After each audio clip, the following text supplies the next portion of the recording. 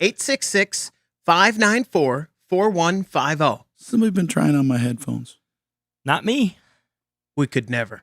This morning, I tried those, and they were way too big. Those over there? And these were way too small. But Huh. those were just right. Now, something, it's like... They get moved. Last week, Yeah. All they have to do is get moved a little, and they get don't. squishy Maybe or it's big. because I've been gingerly putting them down, and last week maybe I was violent with them. Could be. Last week you were. Oof. Was I just... These headphones are too big. These headphones are too small. We call them the Goldilocks headphones. Yes. Mm-hmm. 866-594-4150. Let's get right to the calls and say hi to Jim. You're on the Under the Hood Show. Jim, what can we do for you? Well, I bought a 2004 Trailblazer, a two-wheel drive, for parts for another car, and the transmission was out of this one, but it's in very good shape. And I thought, well, maybe I'll rebuild the transmission, and that'll be about $1,900 bucks. But can I buy another Trailblazer with a four-wheel drive and make that work in my two-wheel drive? Okay, so the question is, Mr. I'm going to buy a bunch of Trailblazers and try to make one. That's exaggerating. Exactly. So I think I counted you have 3 Trailblazers? I have one that I've been driving since new with 300,000 on it. Has a few deer hits and grandkids hitting stuff, and I just need to rebuild the front end, the plastic on the front. And this Trailblazer was cheap, and I got thinking, well, I could spend $1,800 and rebuild this one, but I could probably buy another $500 Trailblazer with a four-wheel drive transmission, or I think what is it, 4L60? Yeah, they use a 4L60. It's the same tranny. Basically, they even use, like, if it's basic same tranny as a pickup, but it's different clutch packs and stuff inside based on that unit. So what I'm getting, Jim, are you trying to now just build a second one because you can? Like you're going to fix the first, right? Yeah, exactly. He sees opportunity. That's what you're going for, right? To end up with 2. Right. Yep, Okay. I'm going to end up with 2, and then the grandkids can wreck the other one. You threw another curveball in the conversation because there's a lot going on here about the two-wheel drive versus four-wheel drive. Well, he's bought the two-wheel drive because he wanted it for the parts, but the transmission's out. But now he's thinking, well, I've got a good running two-wheel drive. Why don't I just get the four-wheel drive that's maybe doesn't run, and then I've got all the parts to make a good four-wheel drive. I got you. Does that sum it up there, Jim? Yes. Okay. Yeah. All right. So what's the question? Can he put the four-wheel? That's that You four-wheel can't drive switch system. the four-wheel Yeah, drive. that four-wheel drive system in that vehicle, you could do it physically. Don't do it. Get a four-wheel drive and then use all the good parts off the two-wheel drive. Yeah, on it. because I think they even have a different mounts they weld on the frame where the carrier sits because in there. of the oil pan on Yep. the engine is different with Yep. the drive shaft that goes through Well, and I the think clutch I think they adapter. might even use the same oil pan. They just don't run the. It's just empty. Right, there's a hole in it, Yeah. but you've got that actuator that goes in there. You got to have all that, and of course the front differential has to have mounts on the frame where to mount it. And then you get into the electronic side of it because you're going to have the wiring harnesses and the electronics. Body control module, all that's different. Have to communicate with the rest of the system. It's not. If it was a good old floor shifter, maybe we could take a run at it. But with the electronics, that's going to make it a little bit harder again. I think that would be my first impression for the age of the vehicle and what you're trying to do. I think it'd be more than you should. But the way you're buying Trailblazers, just go get a four-wheel drive, and eventually he'll end up with something that puts together. Yeah, exactly. Does that help you out, Jim? At least answer that question, that part of it. It does. I appreciate it greatly. Thanks very much for the call. No problem. He says dejectedly. He did, and he's going to keep trying to blaze trails there, I'm afraid. Yeah. I like that. I've had that answer. How many times have I asked you a question? Can I do this? And you say no, and I go, okay, right? I mean, that's well. And there's also the answer: you could, but you shouldn't.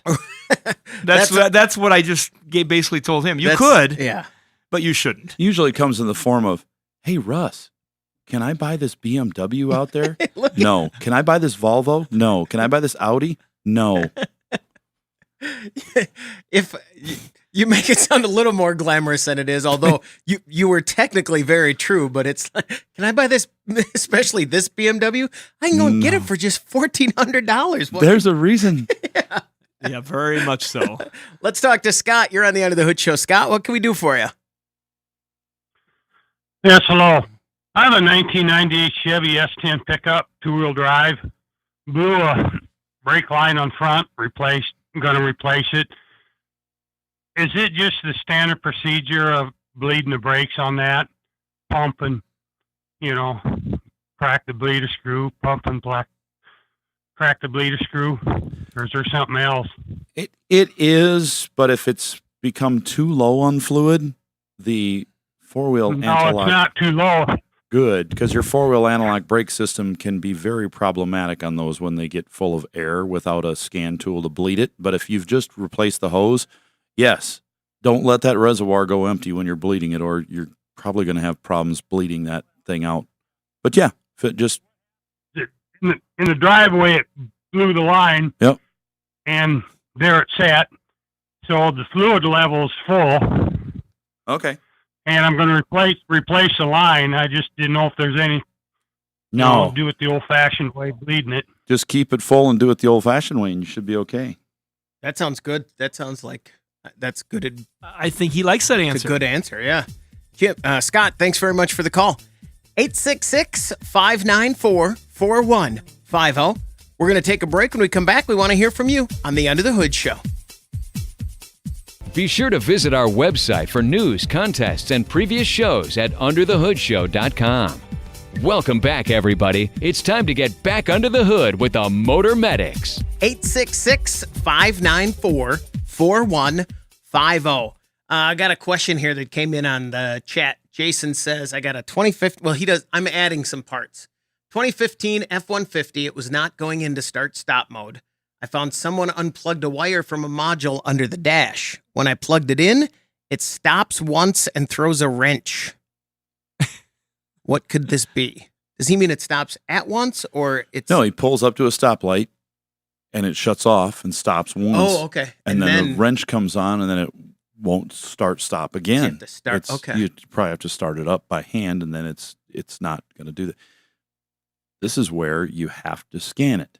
You need to know what's going on with the system. And if you don't have a scanner yourself, stop into your local auto parts store.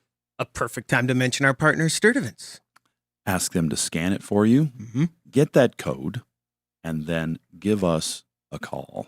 And we could help you, give you a little guidance of what direction to go. It could be something simple, or it could be something major.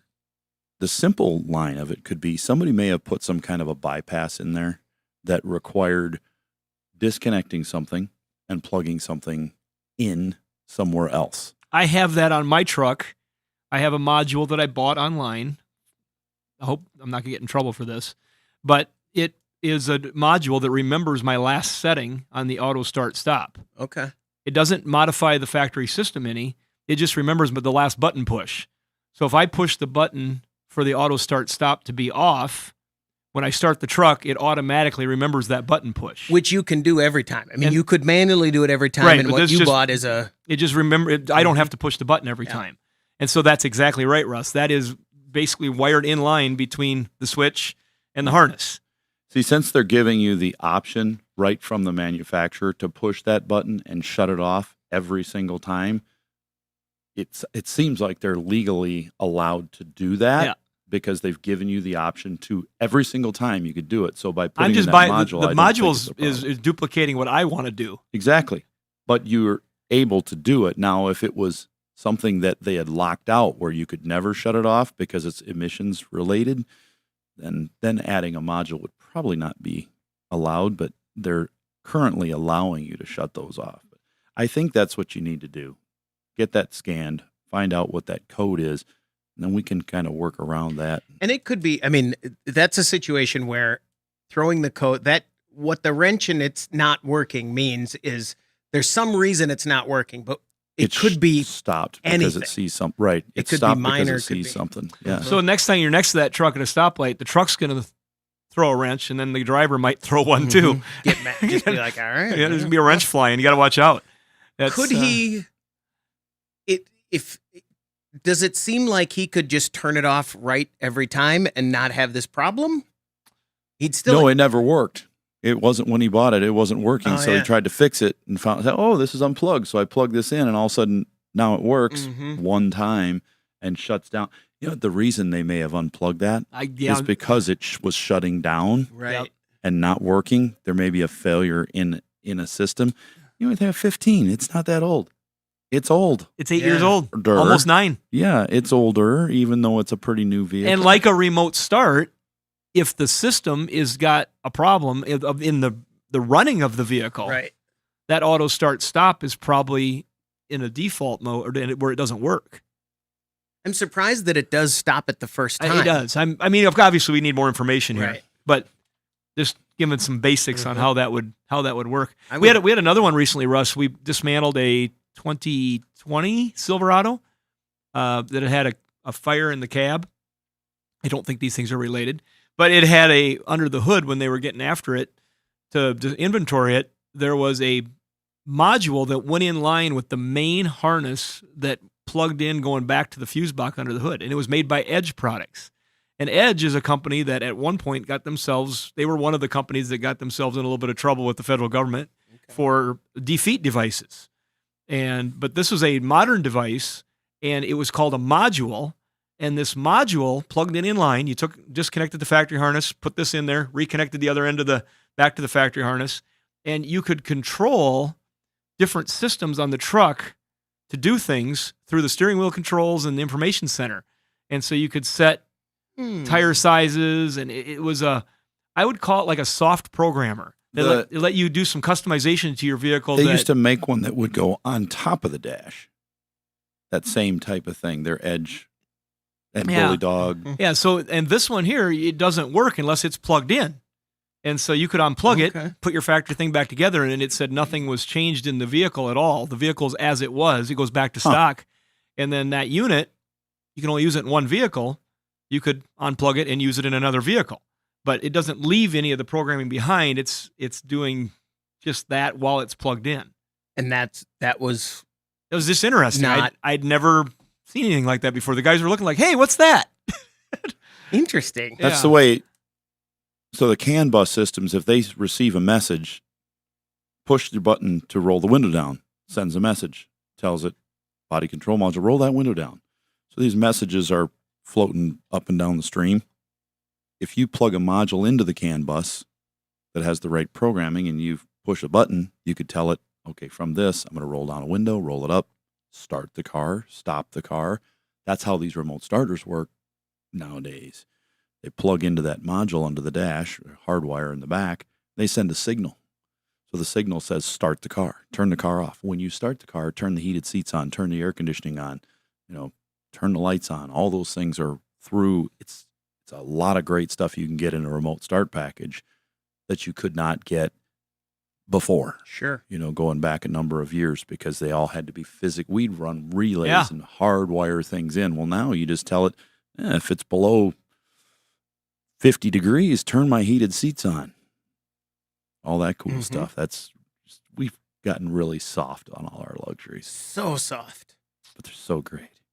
866-594-4150. Let's talk to Dave. You're on the Under the Hood Show. Dave, what can we do for you? Hey, guys. First off, I'd like to really thank you for taking time out of your busy schedules to give us that great knowledge you transition on your show.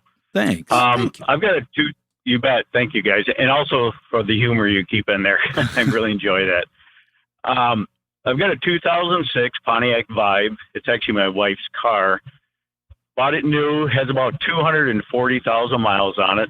Been really, religious about maintaining, changing oil at the 3,000 mile mark and filters and all that. And anything major like transmission, cooling stuff, I've always taken it into my mechanic to do that type of stuff.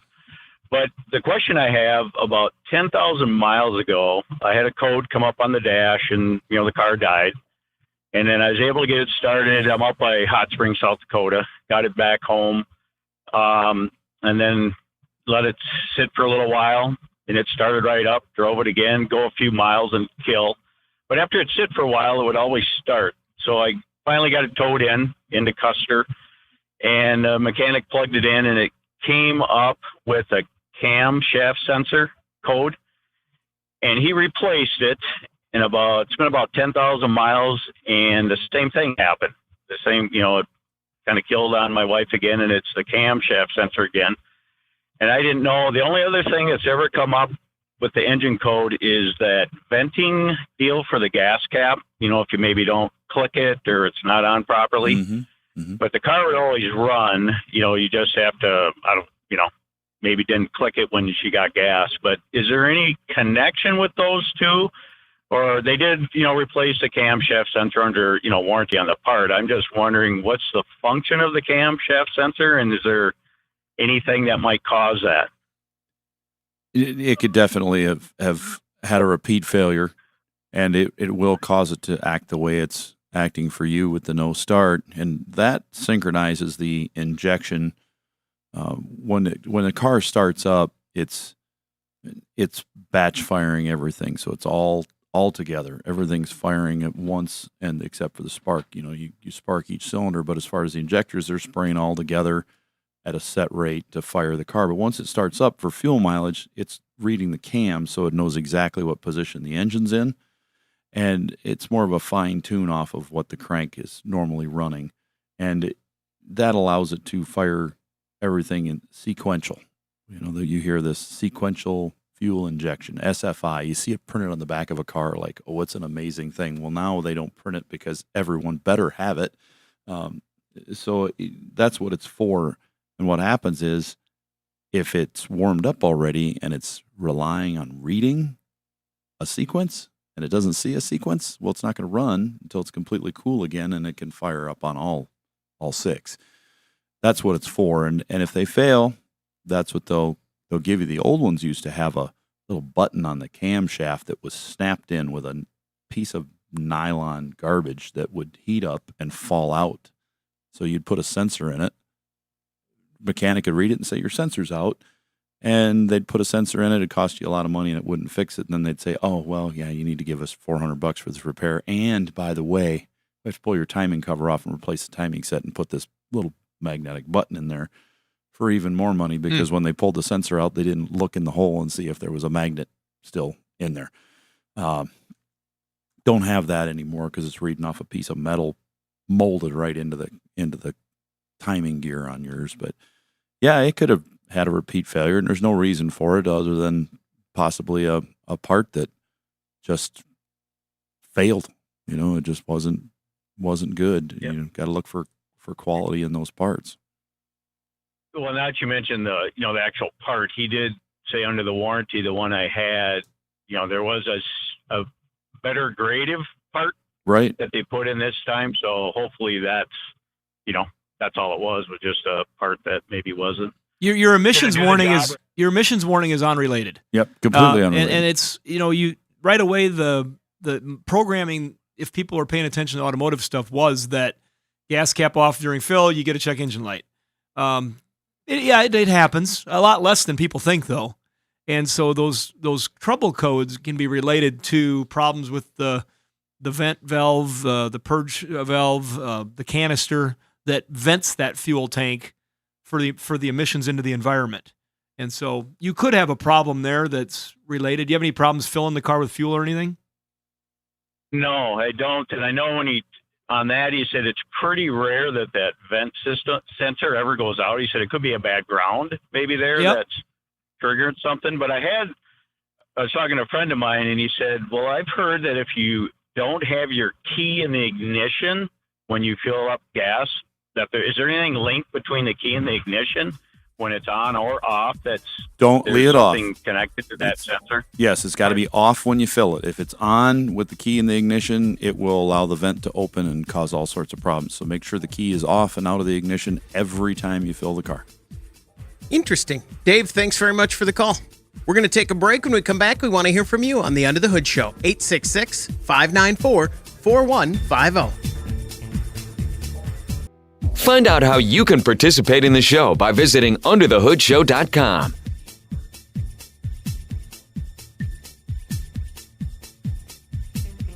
866-594-4150. That's the number to reach us here at the Under the Hood Show. Reminder, you can watch the show on our YouTube channel. If you subscribe to that and join the Hoodie Fan Club at underthehoodshow.com, you could win a hoodie. Like Dewey Keller, congratulations from all of us under the hood and our friends over at Universal Technical Institute, uti.edu. The weather getting a little cooler. Wouldn't you rather be in someplace warmer? Like Orlando campus of Universal Technical Institute, Houston campus of Universal Technical Institute, learning about auto mechanics or marine mechanics or motorcycle mechanics. And by the way, my son says if you are a cold weather person and you move down there, if you move down in fall, by the time you get to summer again, you're used to it and it's fine. Yeah. He had zero issue with the heat this summer. Didn't bother him at all because he'd been down there for a year. And if you go down there to stay warm, good for you. Mm-hmm. But if you can't, you need a hoodie. That's true. This is all, And it's all connected. Mm-hmm. And so you can win a hoodie this way, and otherwise you can buy a hoodie on our website. Fall is pumpkin spice weather and also hoodie weather. Get one today. Go to underthehoodshow.com. You can go right to the shop and you can buy a hoodie. You can buy a hoodie, and I could put like a pumpkin Reese's in there or something if you want it to be pumpkin spice. I mean, that seems like a really good idea. It seem like it would melt and it'd be a disaster. Yeah, it'd be a disaster. It'd be horrible. They're machine washable. You will not get a pumpkin Reese's in your hoodie. 866-594-4150. Let's go to Kansas and talk to Bradley. You're on the End of the Hood Show. Bradley, what can we do for you? Hi there. I was wondering about my neighbor's car. All right. The engine spins over, but it don't start. Does a person still use a computer to try to figure that out, or does the engine have to start to use a computer? You can start. Diagnosis on it? That's a great question. Yeah. So what we do when a car comes in with a no start, we walk out, we turn the key, and if it spins like this car does, we say, all right, it's spinning. And what do you mean by spin? Turn it over. Engine's rotating. And if it sounds like the timing chain's not broken or the timing belt, because we can tell that one right away. Some people don't know that, though. Sounds like no spark plugs, but for us, we listen and we hear that, and it's, okay, we've got compression. Sounds like it should start. And this motor in this LeSabre is unlikely to be a timing issue. We're going to turn the key on. Yeah, we know it's an 05 LeSabre, Bradley. Yeah. Put that up on the call screen before. Flip that ignition key on. Do we hear a fuel pump run in the tank? Does it sound like it normally should? Now, we know, and you as the car owner should know too, what that sound is when you turn the key on, what the buzz is normally like. Is it buzzing normally, or is it buzzing like a vacuum that just sucked up a sock, Is something wrong, like it's out of fuel? Okay, well, I hear the fuel pump. That's some basic stuff. Well, what's the next easiest step? Well, let's plug a scanner into it and read it. We heard the pump come on back there, so we know the computer's got to be active, so we've obviously should have a check engine light as well. If we didn't hear the pump, we got to stop. But now we're looking at the scanner. We look at the data. What are the codes? Oh, well, we got a code for this. Will that cause it to not start? Yes. Well, let's fix that first.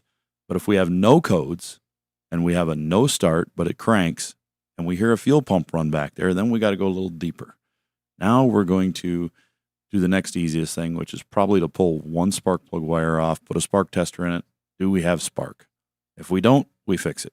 If we do, we move on to the next more difficult thing, which is let's check fuel. We got to put a fuel pressure gauge on it. It takes a little longer than just plugging in the spark tester. Do I have fuel pressure? Yes or no? And then we address one thing at a time as we go. But our first step is always the easy thing. Listen to the pump, listen to the engine, and the next step is plug that scanner in, because it's as simple as plugging it in under the dash and reading it. So as long as the battery is alive, you should be able to read the computer. The computer should be able to connect and get the info. But it's not going to tell all of what's wrong with the car. I still get at least one call a week where somebody calls and says, my car doesn't run. I need to tow it in and have you guys read it and tell me exactly what's wrong with it. Well, that doesn't work that way. And a lot of people are really upset. They really think that computer definitely tells you exactly what's wrong with the car.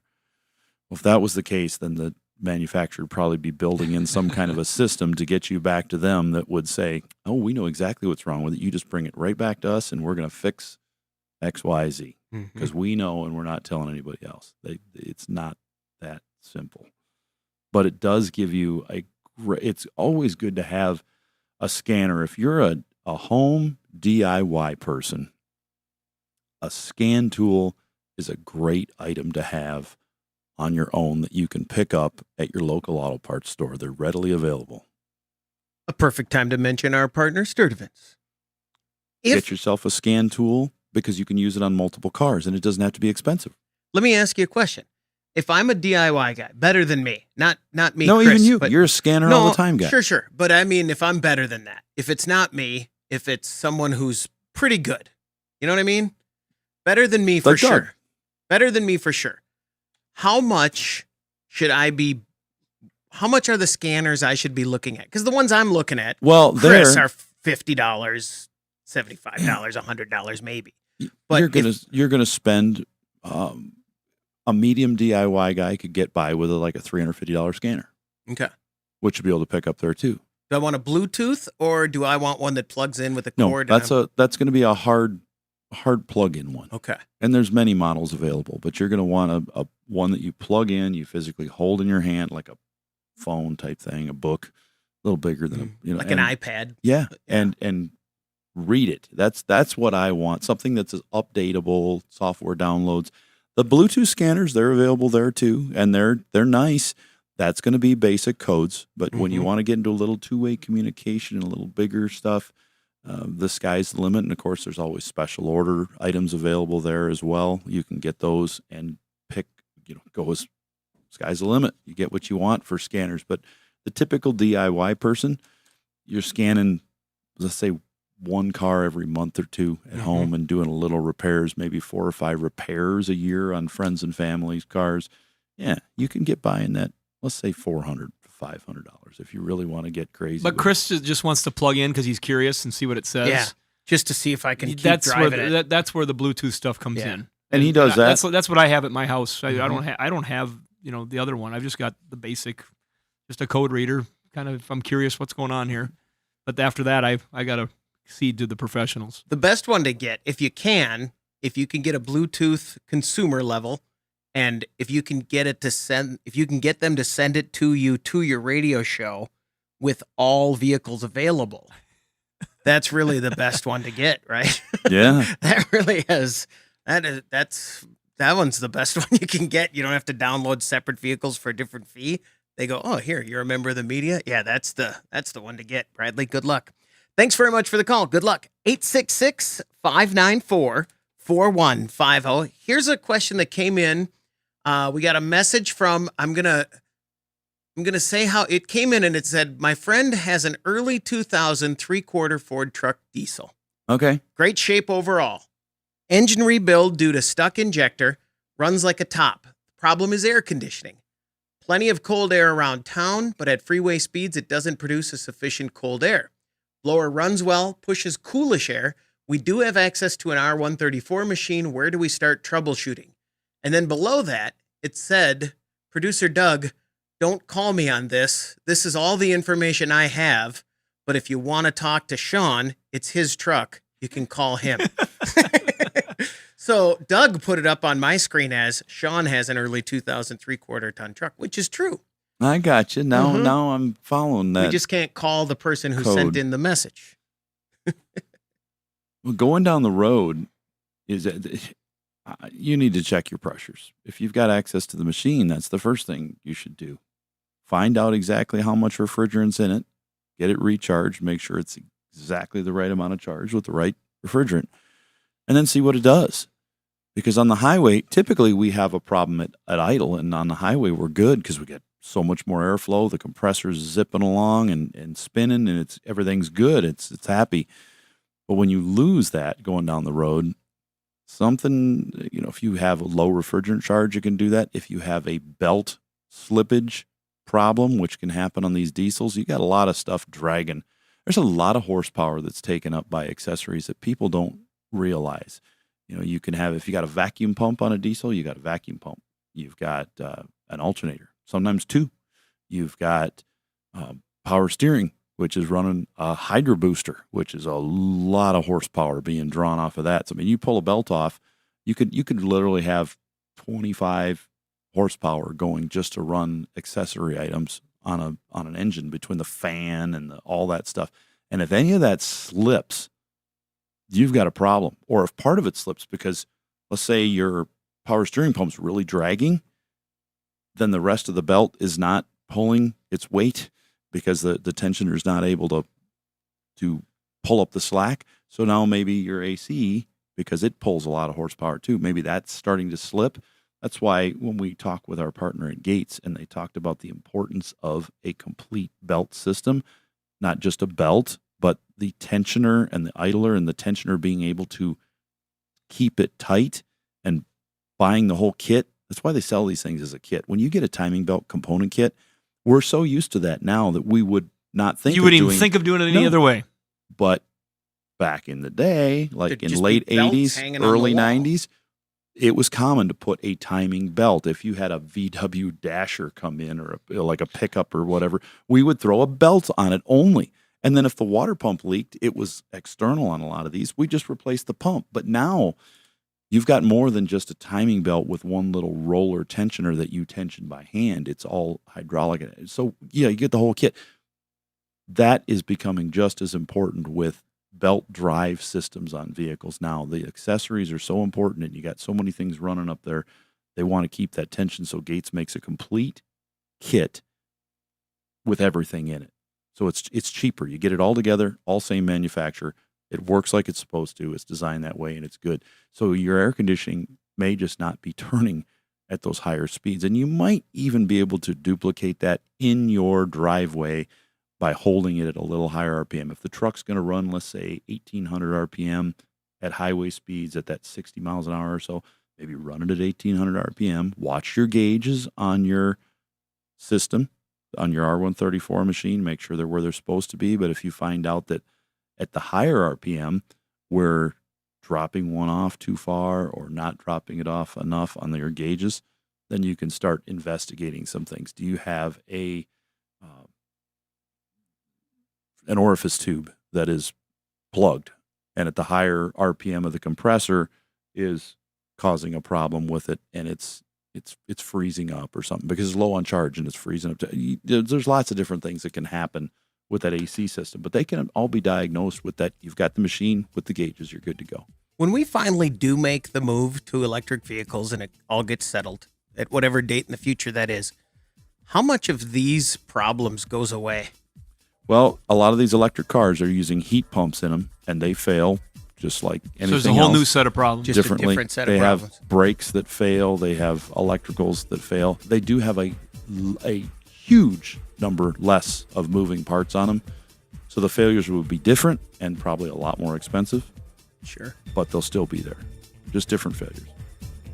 866-594-4150. We're going to take a break. When we come back, we want to hear from you on the Under the Hood Show. Make a radio appointment each week to hear the Nordstrom's Under the Hood Show. 866-594-4150. That's the number to reach us here at the Under the Hood Show. Let's talk to Sam. You're on the Under the Hood Show. Sam, what can we do for you? Hey, good on 99 Power Stroke F350. I ended up swapping the motor.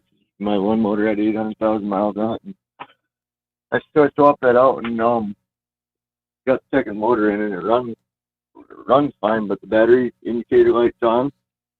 And so I bought a new alternator and put it on there, and didn't make a difference. So I plugged the old one in with the new alternator put on the motor, and just plugged the old one into the pigtail, and the indicator light went off. Then so they go, okay, well, it's a bad new alternator. So I got another one.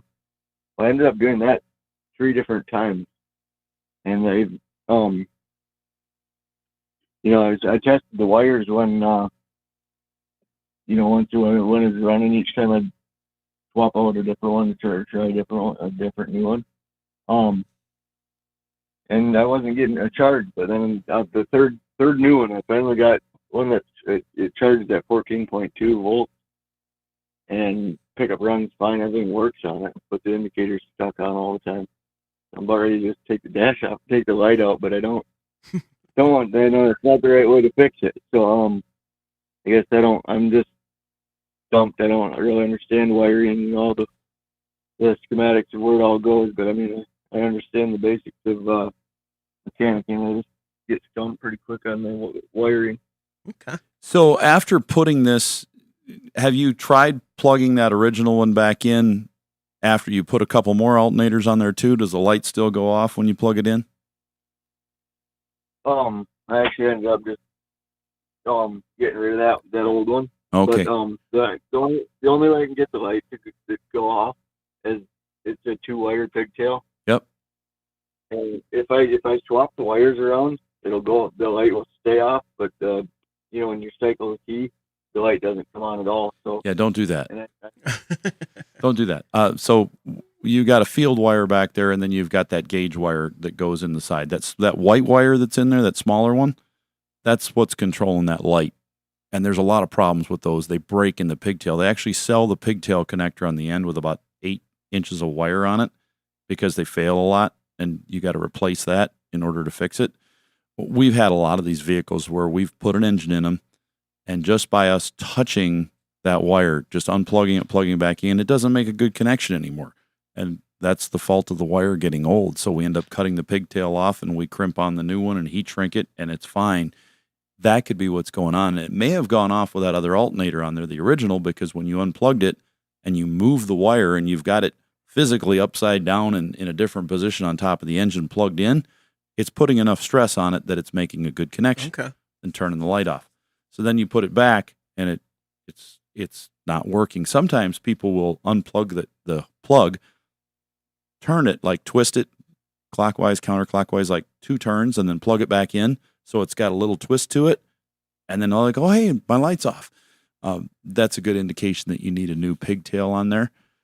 The charging is the most important thing for you, but you've got to have that activation from the gauge in order to get it to charge properly. And that's going to turn that light off as well. So one of them's got 12 volts all the time. One of them has the 12 or battery voltage when you turn the ignition switch on. That's the one coming from the gauge. And both of those have to work like that. So if you look at the schematic, you'll see the one wire is hot all the time, and then the other wire is coming from the gauge cluster inside. You just have to trace them back until you find them. At least that one's a little easier circuit to diagnose than what they were a few years later when they got up like the 03, 04. They changed that system quite a bit. So is it a troubleshooting method for him to twist it or turn it? And yeah, that'll tell you for sure. Or if you can, sometimes you can't get your fingers in there with it running, but if you move that wire around and the light goes off, then you're almost assured it's a wire. It's kind of hard to believe that you'd have that many alternator failures. I mean, that's the thing we run across all the time. When people have came and asked for a third part, we're like, hey, just a second here. Yeah. Hey, And we can usually tell in our shop, if I get a call from the recyclers over here and they say, hey, my sales guy says, this guy's put 4 of these in and they're all bad. I say, my guess is none of them were bad, including his original one. Let's put it back and find out where all those used ones are and do not throw them away. There's probably nothing wrong with them. Let's go about this a different way because we do not see this failure. If we saw it, then I could say, and there's been an occasion where I said, oh yeah, I believe that 4 Mitsubishi distributors were bad in a row. Just throw them away, give them his money back, don't sell them anymore. They just had problems. But with most of these, no, it's something else. And we've said, go to this wire, check it out. Hey, that was it. Okay, now let's inventory those parts again. 800,000 miles on the original 7.3 diesel. Good for you. Yeah. And why did you swap it out?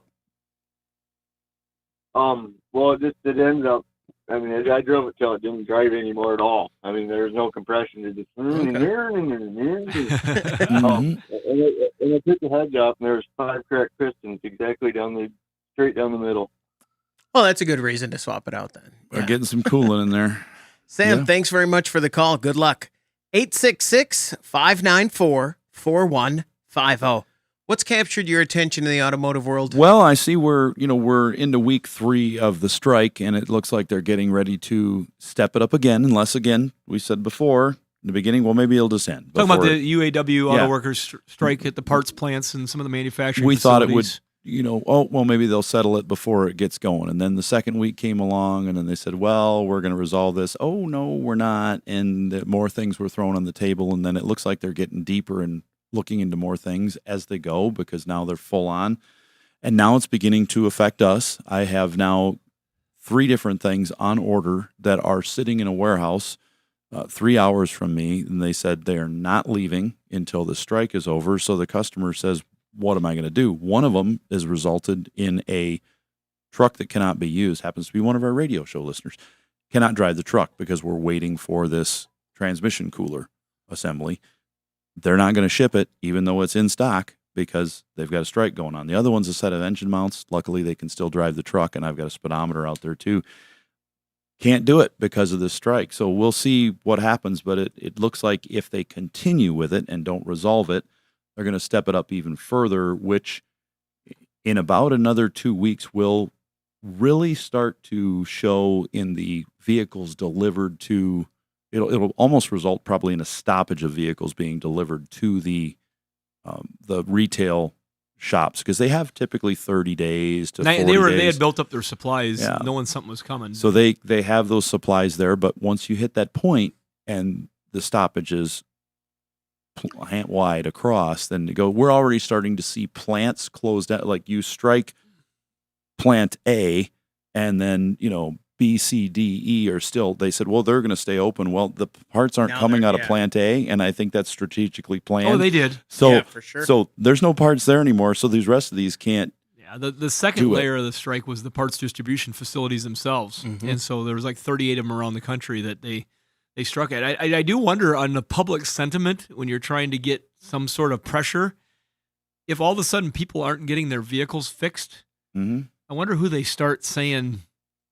That's the whose side does someone take when they're? I read an article where when they their said, vehicle doesn't run and why do your job. I want to get my vehicle, type of thing. One of the articles I read said it seems like out of the gate the UAW has the public sentiment on their side, but let's see how long that lasts once it hits not people buying new cars, but everyone who wants to get their car fixed. Yep. See what happens there. I'd be concerned about that.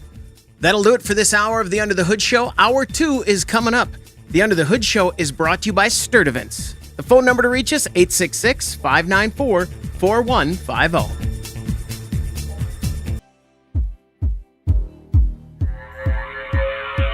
You're listening to the Nordstrom's Under the Hood Show with the Motor Medics, Shannon Nordstrom and Russ the Super Tech Evans. Shannon is an ASE engine and parts specialist, and Russ is an ASE Master Certified Technician with extensive factory drivability training. Join the Motor Medics for fun and free automotive advice with real-world solutions to everyday automotive problems. The Under the Hood Show is heard weekly on this and other great radio stations across the U.S. Find out how you can participate in the show by visiting underthehoodshow.com. With Russ Evans, this is Shannon Nordstrom, thanking you for tuning in to the Nordstrom's Under the Hood Show. Have a great day, and remember, PTLA. The opinions heard on this program, based on the many years of experience of Russ and Shannon, are offered for entertainment value only and as a guide to your repair needs. No claim to repair or cause is given or implied. Always consult with your own certified technician and follow all safety procedures before attempting any repair. To be a part of the show, call 866-594-4150. Under the Hood is produced by Prairie House Productions. All content is the property of Nordstrom's Automotive Incorporated and may not be used without our permission. Copyright Nordstrom's Automotive, Inc. Now, let's go under the hood with the Nordstrom's Motor Medics. Welcome to the Under the Hood Show. We are glad to have you with us. Russ Evans is here to answer your automotive questions. Thanks for joining us under the hood. Shannon Nordstrom is here to do the same. Welcome, hoodies. Thanks for tuning in so we can help you tune up. I'm Chris Carter here to answer your calls at 866-594-4150. And you guys both have documentation, right? Paperwork that says you can. Yeah, we're documented. We have our shots. We're certified, licensed. And you got certifiable. You get a card. Do either of you have a card in your wallet that tells our listeners that hey, you are. They don't I do don't. that anymore. Okay. They don't do that anymore. We used to have early years ASE. They'd give you a wallet card, laminated, and then it went to paper, and it looked very similar to a Social Security card. I got a laminator. And- if you want anything laminated, I would love to do it. Yeah. So they stopped. They stopped that, and it became different. And now I think shops are just want somebody in there that's warm body that can fix the. So we don't, So we do have. I mean, but if someone calls and wants backup, wants paperwork, do you guys? Yeah, We are in the registry for ASE. Yeah. I've been a master certified ASA technician for almost 3 decades now. All right, so, calm down. We don't need your whole story. Just it's let's. just- I'm not as certified as he is. They just don't. It's not. You still have your badge over your plaque. What do you call that thing? The medallion? The medallion that I don't know what I did with It's the under the medallion. desk on the one of the sides there. Yeah, somewhere here. I moved it when I was cleaning, but so there's still plaques and stuff, but a lot of shops don't display them anymore. I think a lot of it's consumer driven. They just want to know that people can fix their car and fix it right, because the bottom line is if they just want to pay a reasonable price, and if it's not fixed right, they're coming back, and you better fix it right. I think I'll bring in. I need to clean under here. I'm gonna bring in a radio award and put it behind me, so when the camera on our YouTube show hits me, you can see the award behind me. I'll just put it up there. Should we hang? We get one of those fake YouTube 1 million subscriber plaques. Yeah, let's make one. Big one that goes on the wall back there. That's what we need. I didn't find my certification, but I did find my diagnostic dice. Okay, those are have been cool. around for a long time. Yeah, I got my Pull those out. Yeah, I forgot I had those. Hey, we're coming up on show number 2,000 Wow, pretty soon. So answered thousands of calls. Thousands. of show calls. number 2,000. Wow. Show number 2,000. I think this is like 1996, 7, something I like think we're closer, because I think you told us a while ago we were just a few weeks away. Anybody could look if they were looking on podcasts, but that's a lot, and we figured it out. If you just took an average of 10 calls per show, and a lot of times we're 18, 19, but go back to the very beginning when there was a fewer here and there, but still, you think 20,000 calls answered, plus all the chat and the 100,000 emails and all that stuff over there. That's like a full-time job. 866-594-4150. I have a question. This has been on my mind the last week or so. Ram trucks. Yeah. What about them? Just bring back the Dakota. You've been stomping for this for a while. I know. And now that Please don't. No, It's do not it. my thing. Yeah, no, it's everybody's thing. It's Really? If you look around for a mid-size or small truck, you can't find it. They They're look all just like a Vibe, right? They're all gone. Listen, I'm going to bring the Vibe up in a minute. That's my second topic. You know what I want to bring up that I don't like? And it's rubbing me the wrong way for some reason. Okay. Headset's going to The get brand big again. new Toyota truck. Have you seen them? Yeah. What do they remind you of? To me, I see it and I go, oh, look, a new Silverado. But I know it's not. But are they... It's a trend, I think. So you You're look talking about the ultra huge grill? at the big fender, the way the shape is around the wheels. Kind and of back stuff. to the remnants of like the 94 Dodge Ram? No, it's just something about them. So I think it's a trend in the industries with all automotive manufacturers. Somebody leans one way and they have taillights a certain shape, then the rest of them tend to all be in that little design mode. So you can kind of tell groups of years of all vehicles by the same way with construction. You'll see buildings and houses with, for 1 year they had that little arch across the window and now they're just like a half a peak thing with the drop off. Yeah. That's the thing for the last 5 or 6 years, and now we'll probably go to something Or different. garage doors with side windows versus top windows? Yeah, cars are kind of the same way. You can say, look, there's a car from the 2000s. Here's 2010s, 2020s. The old. So you think the new Toyotas?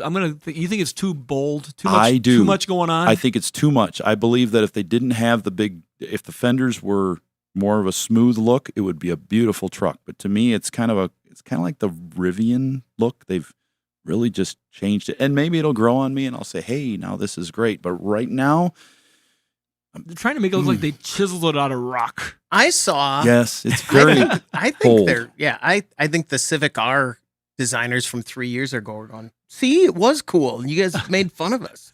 Now There you go. That's a great reference. There is a car that that was I chiseled like- out of rock. I like now.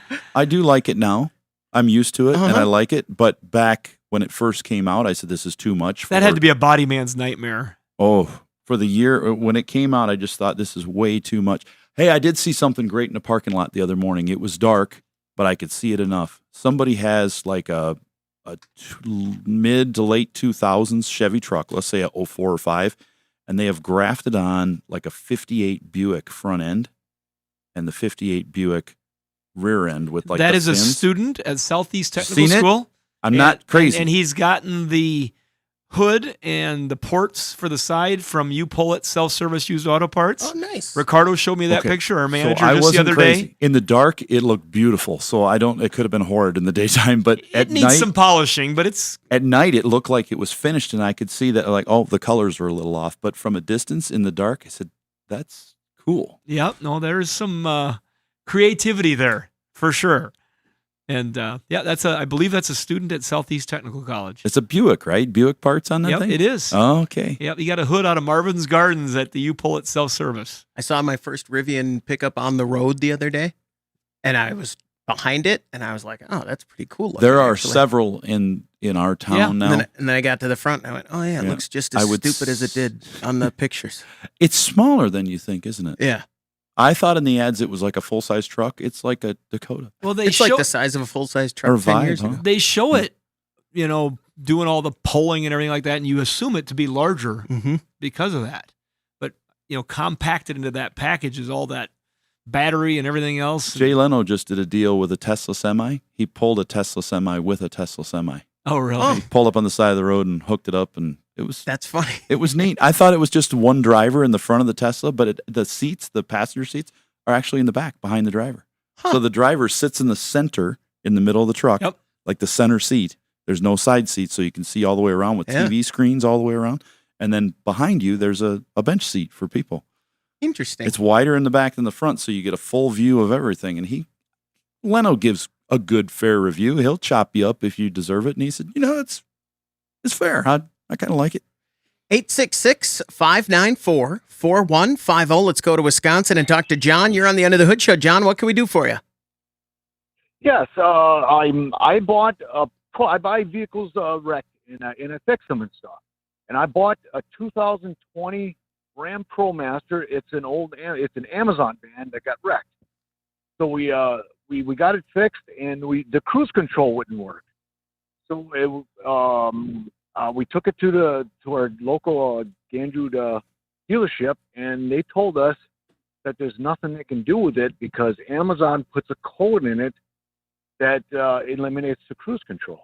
And I was wondering if you guys had any knowledge in that where they could point me in the right direction.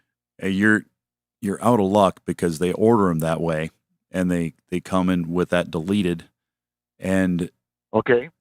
dealers don't want to touch them. We find that most dealerships, once these things are out of their warranty and they're not forced to work on them, most of them choose not to. In fact, I have one here, and I'm not going to mention any names, but I have one of these in my parking lot that I'm working on. Okay. They brought it to us because the check engine light had been on for a long time, and the motor went bad. So we put a motor in it and said, we're going to put a motor in it. Mechanically, it'll be sound, and you're responsible for everything else because we don't want to work on anything else because they're just a pain sometimes. Yes, I understand. I come to find out later that the vehicle actually belongs to a dealership.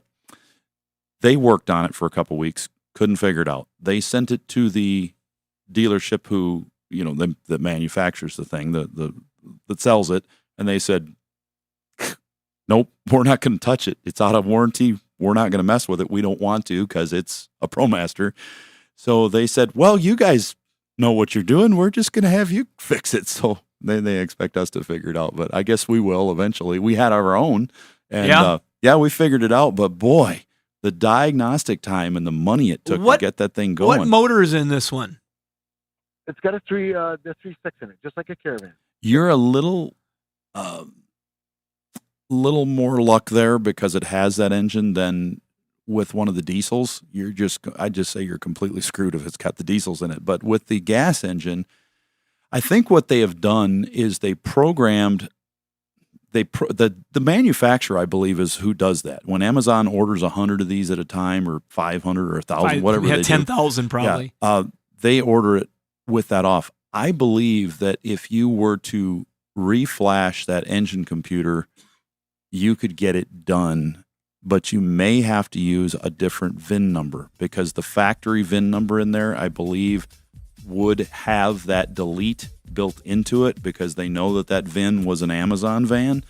If you look at the VIN details, so you might be able to change it, and you might be able to get away with it because it is, as long as the gear ratio is the same and a few other things, you're going to have to do some research, but you don't have to worry about radio lock. Talk to the guys that do custom programming on Jeeps. Yes. Okay. With a 3.6. Yep. And then you might be able to just turn that back on. They might be able to help you. John, thanks very much for the call. Good luck. 866-594-4150. We're going to take a break. When we come back, we want to hear from you on the Under the Hood Show.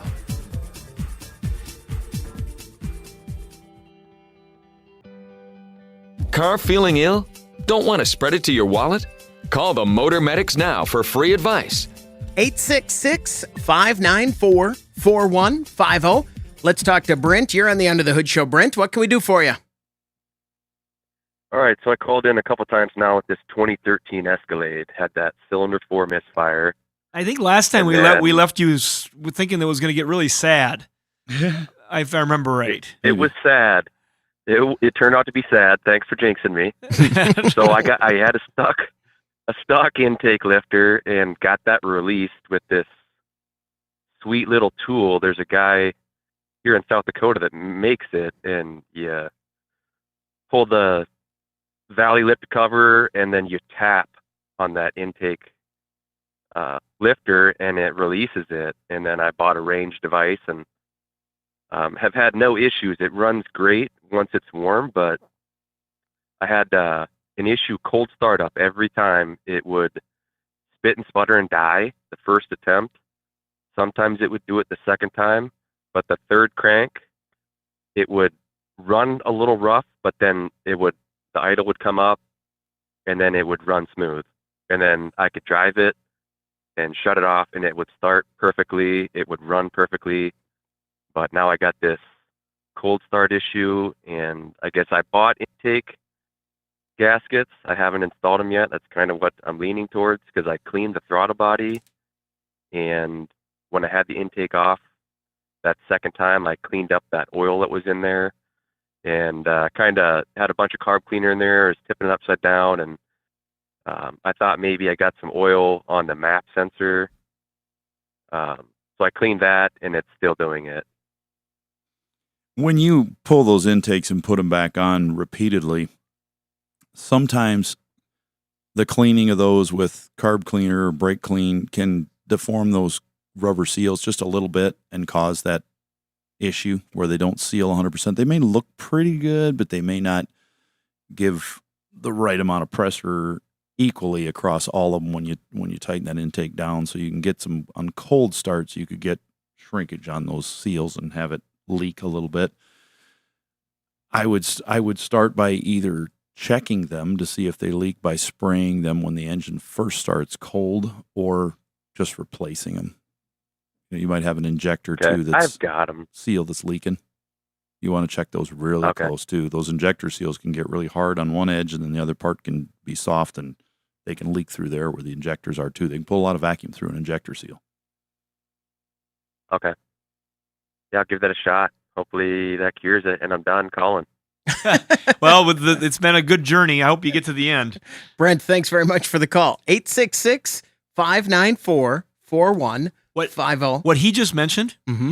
figuring out a way to manipulate that stuck lifter, he saved, if it stays moving, he saved an engine that most time would lead to a $10,000 engine replacement. Yep. Oh.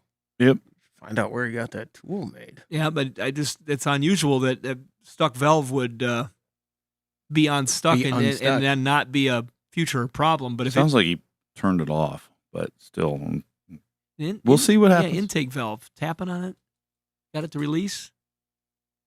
Interesting. I was intrigued by that. That was interesting. Details. 866-594-4150. Oklahoma, let's talk to Mike. You're on the End of the Hood Show. Mike, what can we do for you?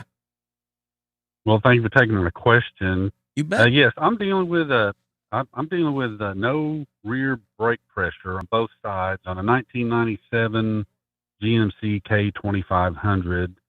I basically found this out. The truck was given to us. My 17-year-old son's the one driving it. So gone through a lot of different things with it, but I found that out doing a brake job. Of course, the front rear replaced the rear brake cylinders, and that's when I thought, okay, this is not right. Took it to the local GM dealer, and they came back and, of course, told me, hey, looks like the problem is with the ABS, that Kelsey Hayes ABS unit, and, of course, it's not readily available. You got to go to salvage yards. I'm on my third one, and what generally happens, or what's happening, is after I replace it, I turn the key on, and I get the brake light on the dash comes on, and then the pedal goes all the way to the floor, and that's after bleeding it. And I've learned now through trial and error here, it's not going to work. I've got the original part number off of it. I know it supersedes, but I'm just going around in circles, and it's getting a little old changing that out. I kind of have another maybe option with another place or two, but just thought I'd pass it on to you guys and see if you know anything. The original unit, I've got obviously brakes in the front. I can hook up a scan tool. It'll do an ABS bleed to it. These other units that I put on there, that's the other thing I know it's probably not going to work. It won't do an ABS bleed on it. But obviously the brake light comes on the dash, and then the pedal goes right to the floor. And that's after, I just really can't do anything after that. So I'm stuck. You guys could help out. You have to be able to do the automated bleed with the scan tool. And you've got to do it over and over and over again, and pump that pedal while you're trying to do it, and bleed it by hand manually. And so if you can't do an automated bleed, it's garbage. It's not going to work. You've got to have one. Okay, there you go. Yeah, got to start with one that can do the automated bleed. You might go back to the original one that does work that way, and then you just got to fight with it. I've had to work for 4 or 5 hours in the shop to get the air out of them and doing that automated bleed. And when it says push the pedal and hold it, well, I've pushed it and held it, and then I've pumped it and held it and done all sorts of whatever I can think about doing, and I finally get it to work. And then what'll happen is it'll eventually start getting a little better, and then it starts really working. And when you hit the automated bleed, it pushes the pedal up on your foot, and then you're like, okay, now I got it.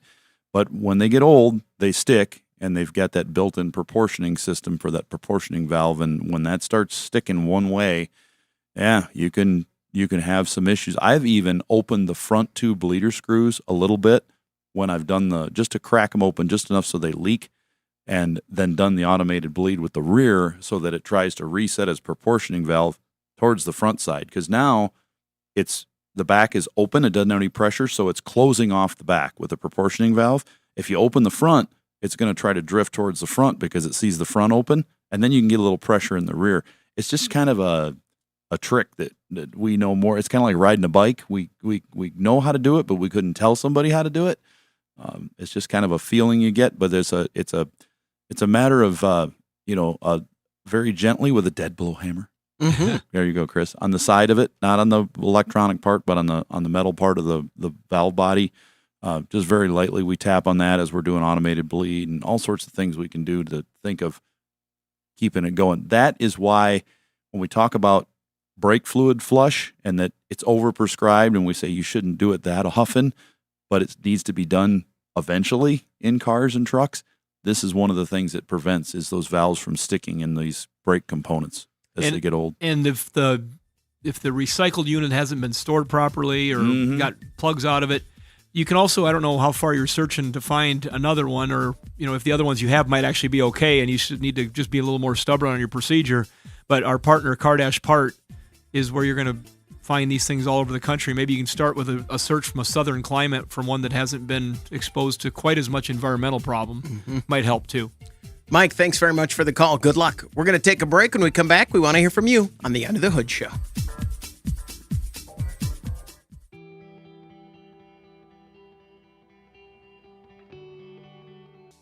Get your planner out right now and schedule your next radio appointment with the Motor Medics.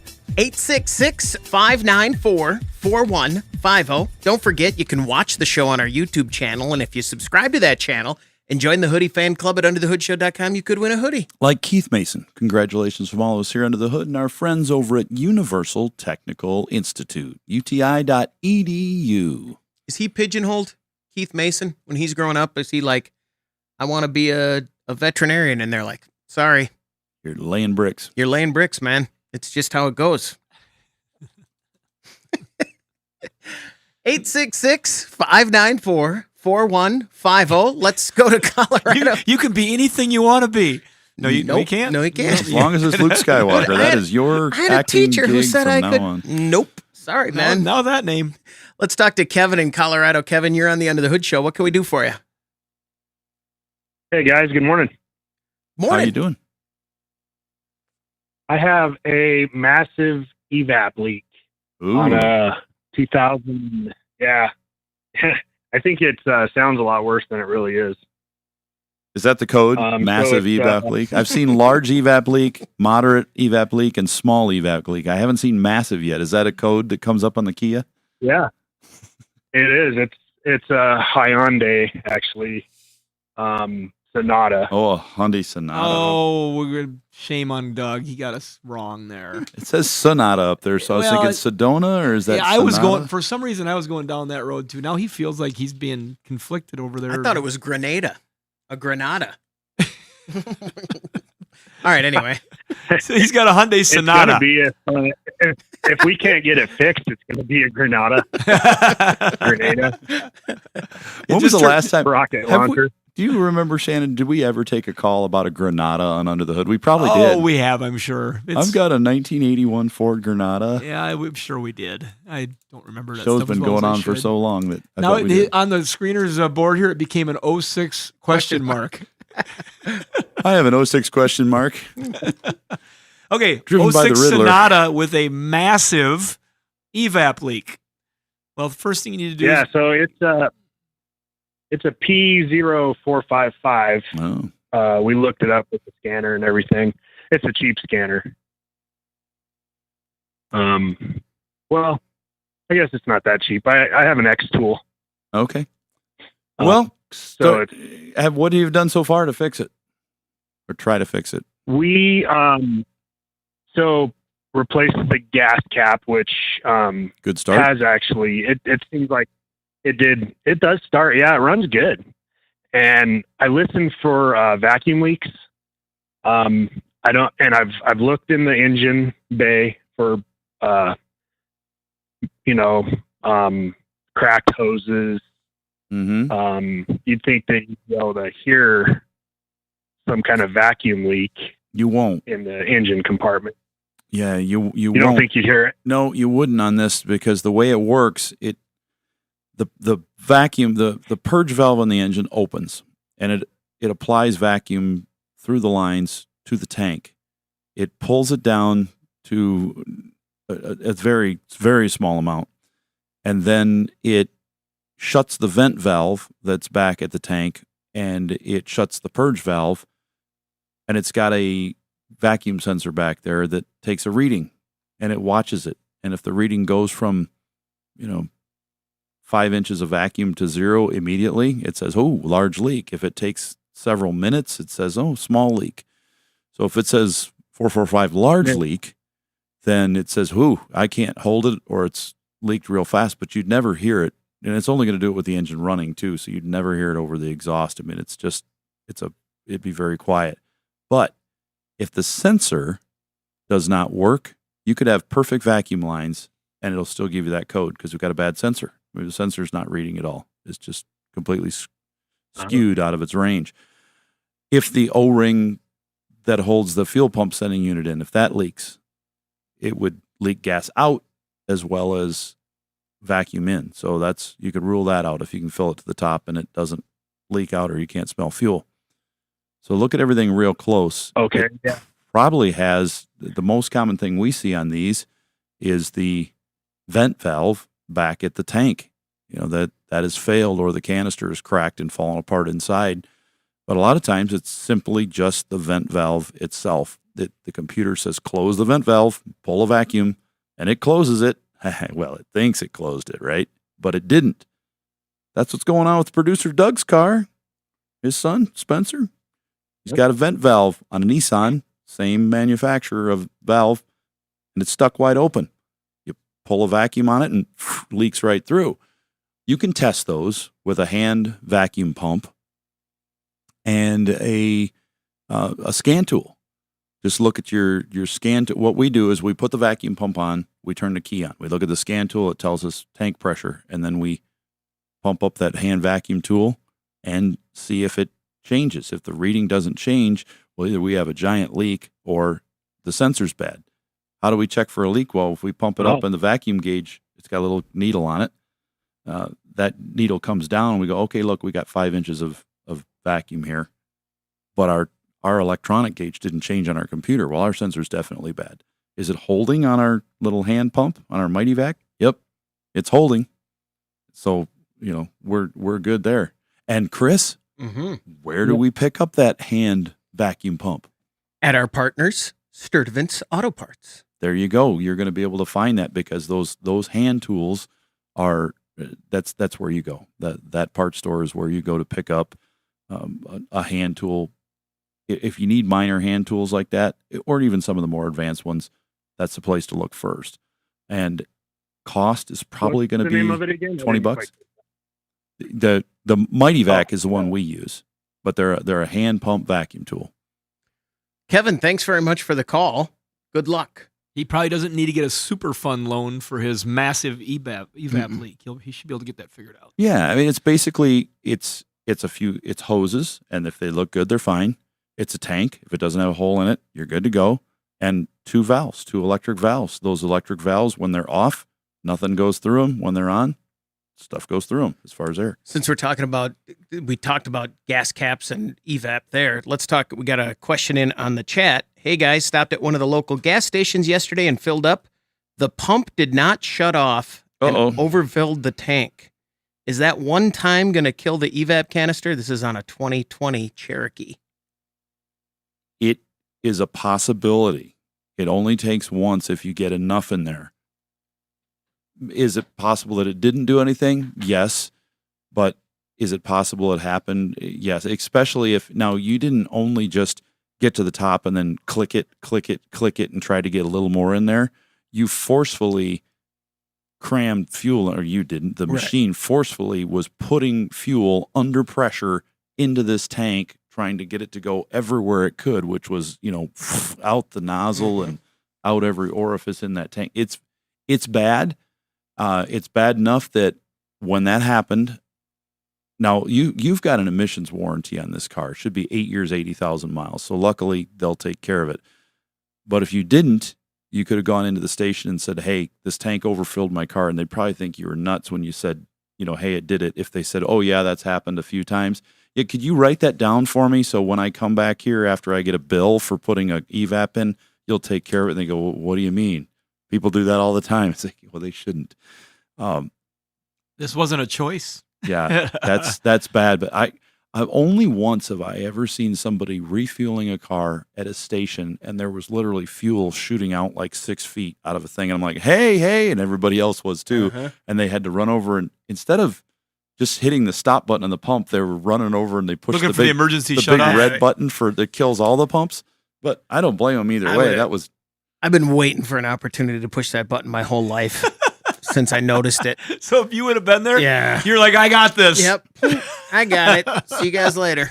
Yeah. Yeah, but it was just spraying out like a fountain. Well, that's why the stickers are there that say don't leave unattended. It's a law in my state, Minnesota. They want you to get sprayed yourself. They want you to be there when it comes flying out. Did it used to just do that? What happened in 1958? Yeah, it was when it was full. It was full.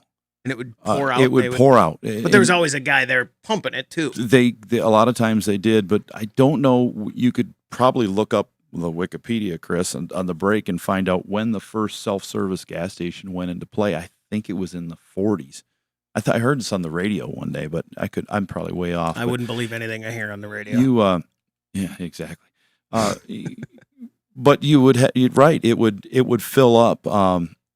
The Cadillacs, they had the fuel filler was right over the tail light and the exhaust pipe. So you open the tail light and you fill it up right there, and it would get full, and it was almost a straight shot in to the top of the tank. So John Vu, when we did the Cadillac for him, the 57 Caddy, I'd fill that thing with fuel, and I'd have to be real careful, even with the handle. The angle it was at kept it from shutting itself off easily. So you're like shooting the fuel across the top, and you could hear it. You'd hear it go. Filling up a water bottle. Yep. And then it would, you knew when it was coming, and you'd stop, and right as you'd stop, it would always go bloop, and a little bit would come out, and it would run right on the exhaust tip and go, tss, and you're like 866-594-4150. Let's go to Missouri and talk to Jerry. Jerry, you're on the End of the Hood Show. What can we do for you? Good morning, gentlemen, and Chris. Good morning. 2003 Dodge Ram 4.7. I've called before.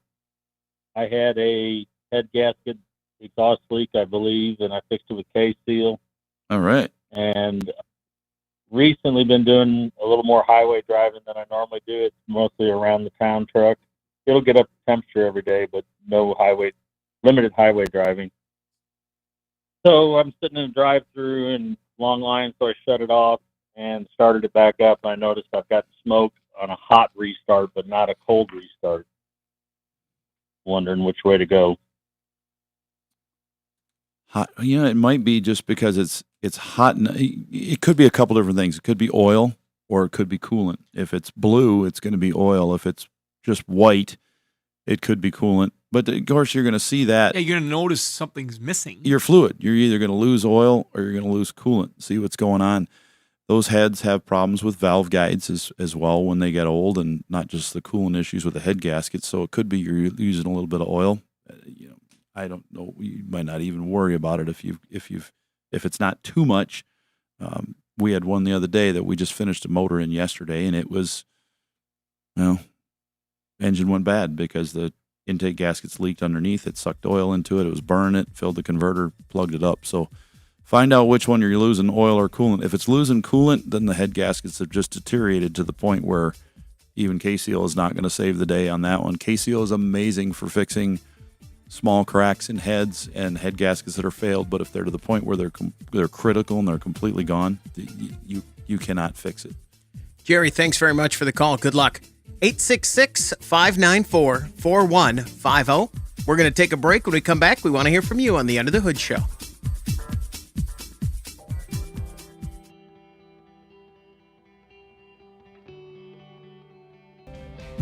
Prepare to learn something. You're going under the hood.